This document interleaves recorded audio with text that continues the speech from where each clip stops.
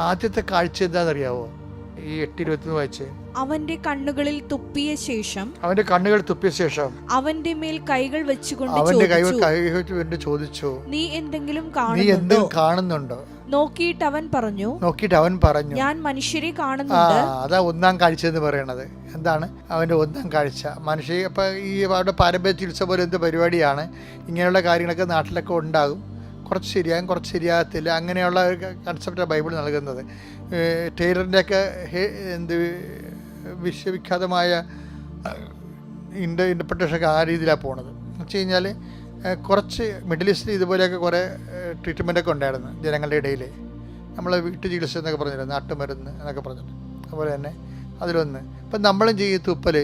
പണ്ടൊക്കെ ഈ കൺകുരുവൊക്കെ വന്നിരിക്കുന്ന ആൾക്കാരില്ലേ, എൻ്റെ ചിലപ്പോൾ ഞാൻ ചെയ്തിട്ടുണ്ട്. ആൻറ്റിയുടെ ചിറ്റമ്മ ഇപ്പോൾ കണ്ണൊക്കെ വരുമ്പോൾ ചൂട് കാലത്ത് കണ്ണിങ്ങനെ കൺകുരു ഇങ്ങനെ വരാം.